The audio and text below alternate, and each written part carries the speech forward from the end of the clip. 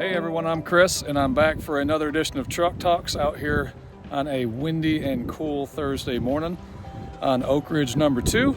And we are very excited to show you what's been going on the last 2 weeks out here around the Oakridge golf course. But before we go out there, I have to ask a plea.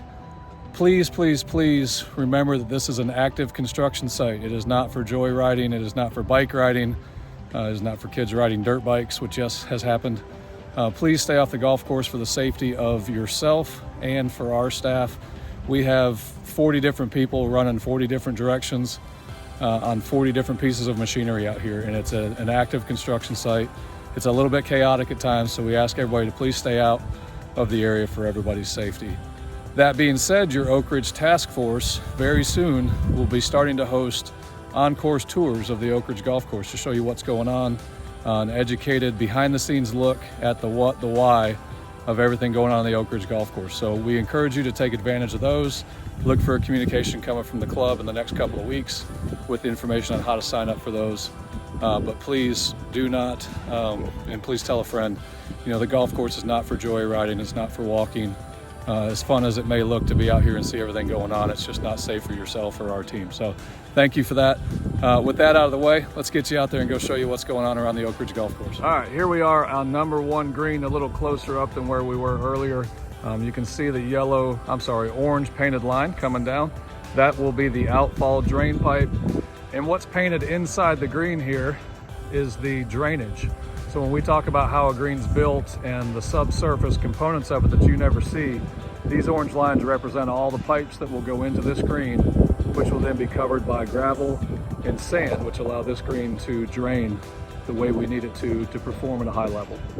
So this is the first step, and we'll jump forward a couple holes and we'll show you the second and the third step as the green gets built. And here we are on number 2 green. If you look here, you can see the pipe going into the greens well, and then that trench is filled with gravel, and then the entire greens well will be filled with 4 inches of gravel, and that makes up your drainage system that exists below the sand that we actually grow the grass in. And here's the 4th green showing the greens mix getting installed. So over that gravel layer we just talked about gets 12 inches of greens mix, and that's what we actually grow your putting surface into. So this is a mix of sand and peat moss, which allows us to hold a little bit of moisture while we're establishing the green, but provides a nice firm base for the putting surface.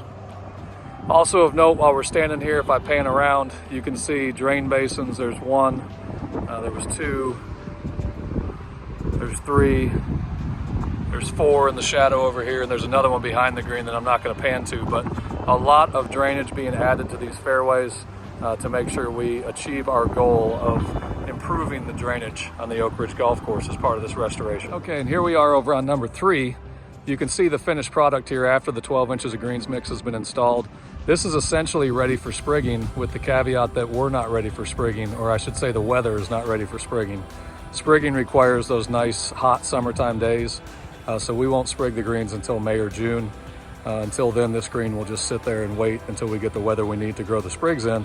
However, we will install irrigation around the greens, and we will begin to start wrapping some of these features, the greens, the bunkers, the tees, things like that, in sod here in the next couple of weeks to stabilize the soil.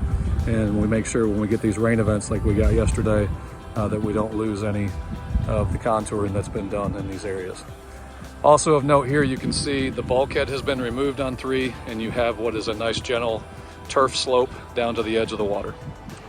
So that's number 3.